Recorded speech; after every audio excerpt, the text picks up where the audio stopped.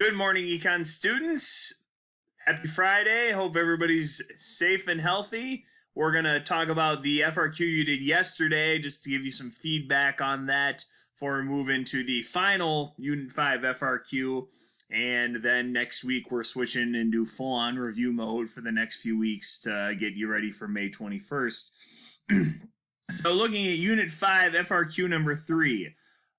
Start with the prompt. Assume the U.S. economy is currently operating at an equilibrium in which the actual rate of unemployment is above the natural rate of unemployment. So the phrasing there might be a little confusing. Let's try to remember if the actual rate is greater than the natural rate. So the natural rate is full employment.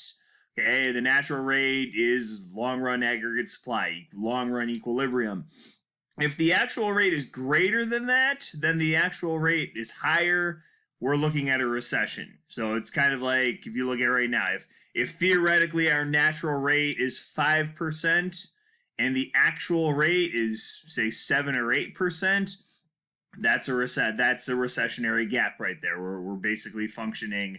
You know, that word above I think can be kind of confusing, but we're looking at a situation where we're below full employment. Again, it's goofy because below full employment means the unemployment rate or the actual rate is higher. So, part A, draw a correctly labeled graph with both long-run Phillips curve and a short-run Phillips curve, label the equilibrium point P.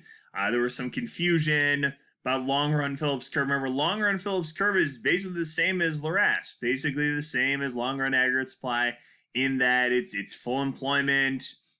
In the long run, we stay there unless we're talking about economic growth. So your graph should start off looking like this. Okay, and I put numbers in there, but you could always put, U1 and I1 for your equilibrium point. So you have your short run Phillips curve showing the inverse relationship between unemployment and inflation. And then you have your long run Phillips curve, which will say the natural rate is, 5% theoretically at this point. On the second part, I didn't comment a ton on this for those of you who turned it in, but it says label the current equilibrium point P. Okay, so you have to figure out, it's basically asking, where are we on this graph? So we know that the actual rate is higher than the natural rate. It's above the natural rate. So P would have to be, 5% here is natural rate. P would have to be somewhere over here. So this is the only part of the graph you could do P right there and say, it's 8%.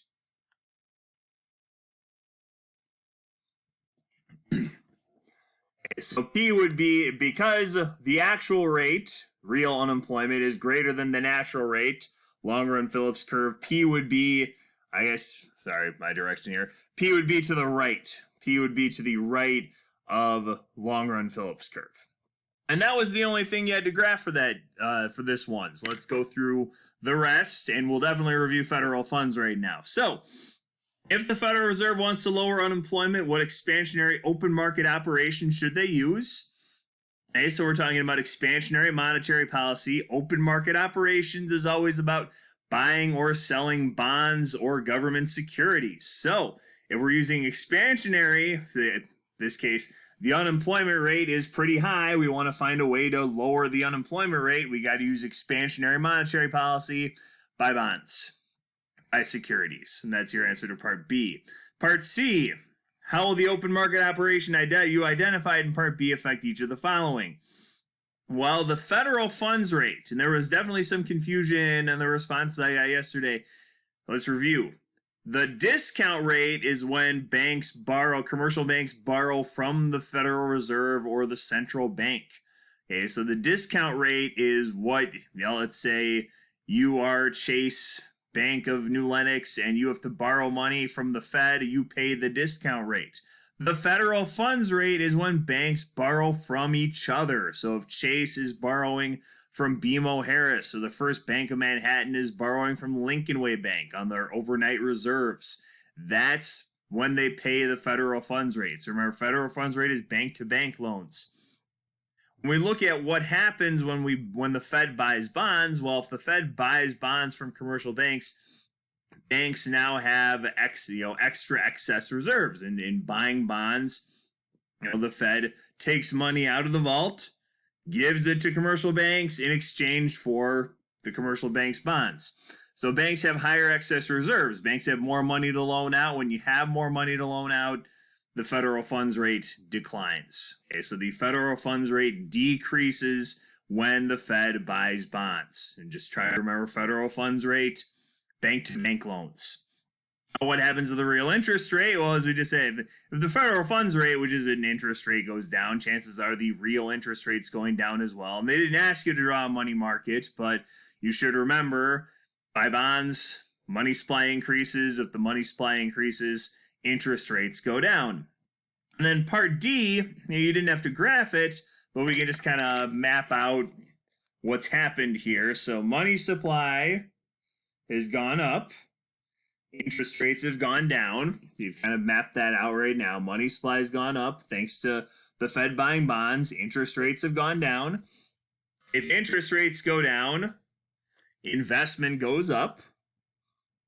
Okay, so higher rates of investment. If investment goes up, this causes C, I, G, and X are all part of aggregate demand. If any of those go up, aggregate demand goes up. And this leads us to part D.